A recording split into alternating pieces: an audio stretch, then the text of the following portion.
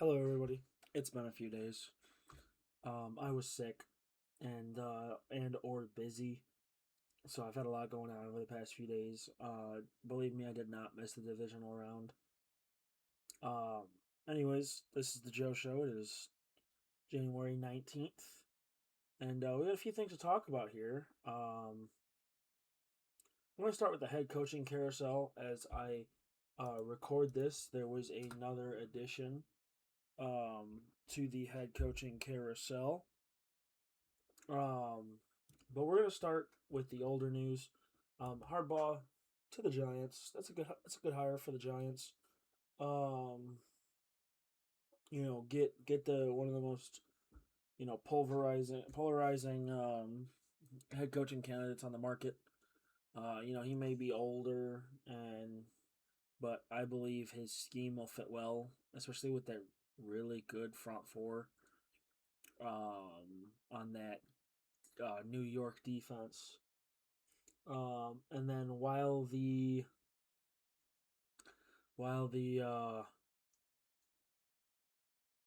Broncos and Bills were playing, the Atlanta Falcons went ahead and hired Kevin Stefanski. That's not a bad hire for them. He's a pretty good coach. I felt like he it was more of it was more of a both teams need new scenery. I felt like Kevin Stefanski wasn't a bad coach, but maybe you know what he had to work with in Cleveland wasn't the greatest. And maybe Cleveland didn't think Kevin was the guy, and maybe Kevin didn't want to be in Cleveland. But he's heading to Falcons. We'll see. Only time will tell. Um, in other news, I'll get to the Green Bay Packers here in a minute. They got two coaching uh, headlines today, but um, the Lions hired the Arizona Cardinals Drew Petzing as their OC. Um, I don't like it for the Lions. I don't think he's going to be very good. And then the Kansas City Chiefs have asked to interview Bears running back coach Eric Bieniemy, as Matt Nagy is expected to take another head coaching job. God bless whatever team he goes to. I will see you high up in the draft, top 10. I'm calling it now. And on to the Packers. Now, I'm going to have my Packers friend come on here tomorrow and talk about this more in depth. But um, Matt LaFleur was extended, I believe, just before the Rams played the Bears at home. They didn't say how long or how much. The Packers are pretty private with that information. They just said it was a multi-year deal. And this just in, I mean, not even 10 minutes ago, as I'm recording this, the Dolphins picked up Packers defensive coordinator Jeff Hafley. I know Packers fans are reeling at that, but another headline. I don't know if I went over this. Sean McDermott was fired soon after the Broncos Bills game. Um, that's a that's kind of a wild. I feel like he might be getting scapegoated a little bit. It is unfortunate.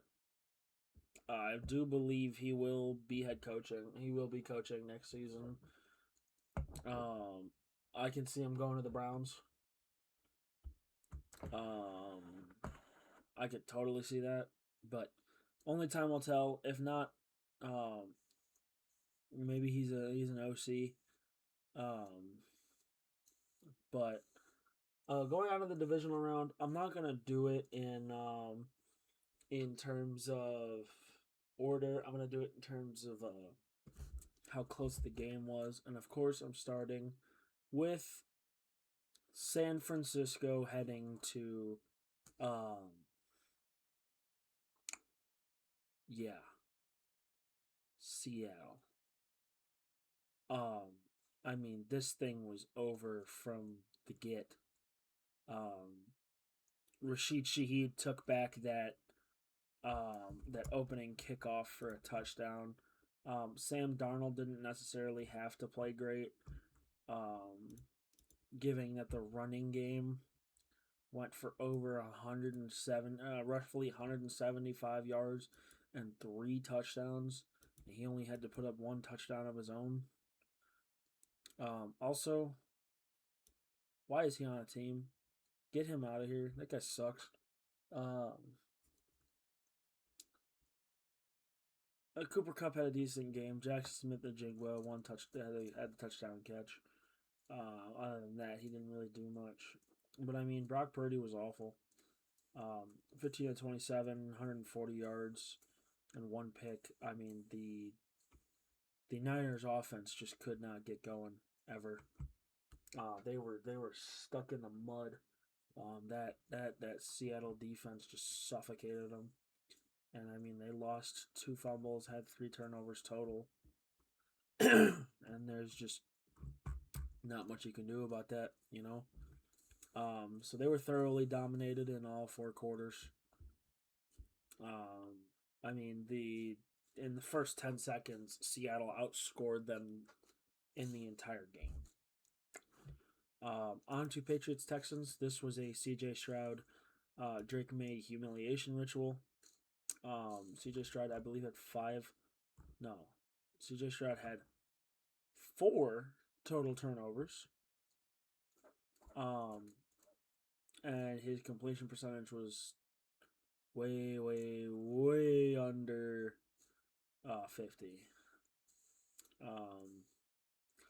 I mean, the running game on both teams was not very efficient. Ramondre Stevenson was probably your best bet. He went for 4.4 carry on 16 carries.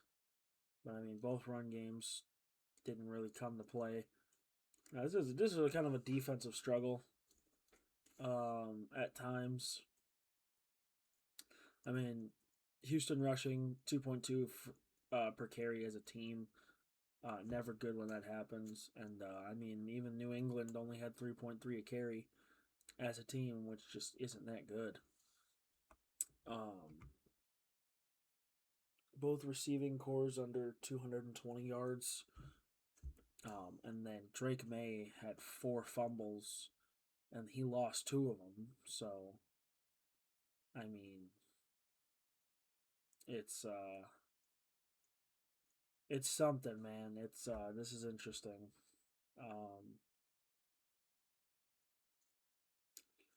I think both defenses played pretty well. They both got after the quarterback really well, especially Houston's defense, 5 sacks. But at the end of the day, the Patriots pulled it out. Drake May, 3 touchdown passes. His completion percentage isn't great, but he did enough to get it done. On to the crazy one. Bills lose in a thriller against the Broncos. Both teams just played their hearts out. I mean, over 800 yards of just under 800 yards of total offense. But unfortunately, this was decided in overtime. Josh Allen had a really bad game. I mean, he had 4 total turnovers, 2 picks and 2 fumbles, and then James Cook had a fumble. I mean, altogether, it wasn't a bad game. Bo Nix had 3 passing touchdowns. Josh Allen also had 3 passing touchdowns, but he only had 1. He only had 2 picks. And that's really what lost them the game was turnovers. And I mean, you guys can go back and be like, oh, the interception was called 3 different ways. Yes, it was called 3 different ways this weekend. There was one in the Bears game that was called a catch, and there was one in I believe, the Patriots Texans game that was also called a catch. But I know there was one in the Bears game with Devontae Adams or Puka Nacua. I believe it was Puka Nacua, where the exact same thing happened and it was called a catch, and he was ruled down by contact. But you guys can sit there and scream about it all you want. At the end of the day, don't commit 5 turnovers as a team and give the game away. I mean, that was Josh Allen's game to win, and he kept turning it over. Speaking of turnovers, we're gonna head over to Chicago, where Caleb Williams and the Chicago Bears just fell short of the LA Rams in Chicago. It was unfortunate. I was there at the game. I mean, the Bears outgained LA by over 70 yards. And, I mean, time of possession was pretty even. The Bears had about 7 more minutes. But here's what gets you killed right here. 3 picks. The first one was on an overthrown ball to to Rome Odunze after he dropped one on 4th down or on 3rd down. DJ Moore catches that. It's not Caleb doesn't throw the pick, but if Caleb throws a bad ball, just sails it over the receiver across the middle, and it ends up in Kobe Durant's hands. And then there was another one where just Caleb threw an absolute duck. Tried to get it out to Burden and just threw it under him, and it was right back into guess who, Kobe Durant's hands again. And then the crucial overtime interception where Cam Curl came down. DJ Moore looked like he gave up on the route. And now Bears fans are calling for his head. DJ Moore kept going vertical. Caleb thought he was going to flatten him out.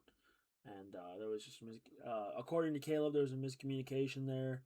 And the ball got picked off. And that was ultimately the game-sealing turnover. Caleb, aside from the picks, I don't think he played that bad. But you can't have 3 interceptions after a game. You've had 2 multiple interception games in a row, and you've been so good at not turning the ball over all season. So we need to get back to that. But there's an off season to be had. Now this off season doesn't look that great. I'm gonna get to that in a minute. So my final thoughts on the Bears game. Well, we just got out coached. I mean, and Sean McVay didn't really have to coach a good game. The Bears struggled on 3rd and 4th and short. I mean, 3rd and 1 and you can't pick it up. It's ridiculous. And Ben Johnson, living and dying by the sword. I get it, but you gotta take some points on 4th down, man. I mean, it would have never went to overtime. We would have had 9. He left 9 points on the board. 9. I mean, here, 4th and 2, just kick the field goal. It's 3-0. I mean, he goes 3 and out here. Turnover on downs. We're at the LA 32. Kick the field goal. Especially when you just got stuffed. It would have been 10-7. And then they kick a field goal here. It would have been 13-7. Now he finally takes his points, and we go into half. And we have another interception here. Caleb Williams just throws a really bad ducked pass. Turnover on downs here. I mean, it would have been 13-17. and then the touchdown to go 17-17. And you know what? It would have been 2017 the other way. And we would have never went to overtime. I can't say we would have never went to overtime, but we would have had the lead going into the final play of the game with not a lot of time left on the clock. So I think Ben's just got to start learning how to take points and trusting his kicker. I know the elements were great, but Cairo Santos was pretty good from those ranges. For those of you watching the College Football National Championship tonight, good luck. Go Hoosiers. But looking at the Bears salary cap here, we are negative $4 million in the cap, and we've got quite a bit of free agents.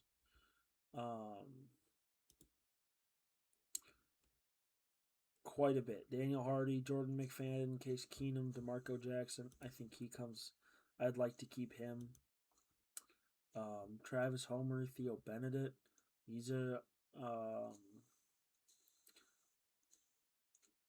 I believe he's an exclusive rights free agent. Jalen Jones, Jalen Reeves-Maybin, Elijah Hicks, Nashawn Wright, we're probably going to let walk. Nick McLeod's probably going to walk. Billing is going to walk. Jones going to walk. Duvernay, Smythe, Omalade Zacchaeus, Brisker, and C.J. Gardner-Johnson. All unrestricted free agents unless said otherwise. Kevin Byard, also an unrestricted free agent. But there's some restructuring you can do. I mean, you cut you cut Grady Jarrett, but you end up eating $2 million. Maybe you cut him post June 1st, and you save a little bit of money.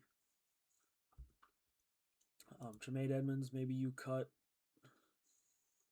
him. You save a lot of money there.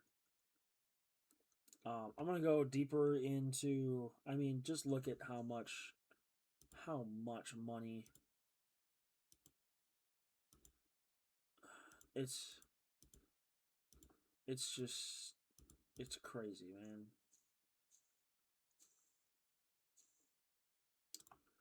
It's crazy. Or maybe you renegotiate or you restructure. I'm going to go into depth on this later, but I'm going to cut him post June 1st for now, and I'm going to cut him pre-June 1st. Dio, I think he is really bad. I think his cap hit's awful. I think he's got to go. I mean, other than that, I don't really see anybody that really needs to go. Maybe. I mean, in all honesty, a lot of these guys don't make a lot of money. Maybe you trade DJ Moore.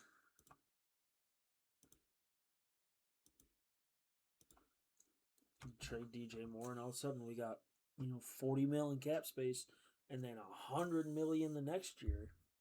And I mean next year, yeah, unless you cut Tremaine Edmonds, you got Darnell Wright, DeAndre Swift, Reek, Dexter, and those are your big ones. Darnell Wright, all pro left tackle, or all pro right tackle. He's gonna be, coming up for on his extension, and then DeAndre Swift. Do you bring him back, or you trust the Manon guy with the rock, and maybe go get another 7th round rookie?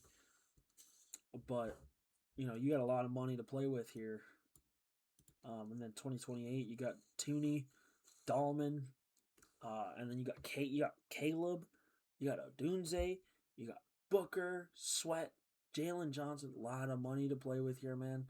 A lot of money to play with. This is gonna be a rough year, 2028. Um, I mean, that's when most of our contracts expire. Um, we don't really have anybody. We have only DJ Moore on contract through 2030. Lot of people. A lot of people. Like I said, I'm gonna go in depth um on who I want to keep, who I want to get rid of. That'll probably be next episode or the episode after. Um, so keep an eye out for that. Other than that, that's really all I got for you guys today. Bears fans, keep your head up. It was a successful season. We played great. It just sucks that we came up short. But I hope you guys have a great rest of your week. The content never stops. We're gonna be doing mock drafts, covering college games, stuff like that. Lots to talk about in the off season. Content might slow down to maybe once a week, but I'll keep it rolling. Anyways, I hope you all have a great night, and I'll see you guys in the next video.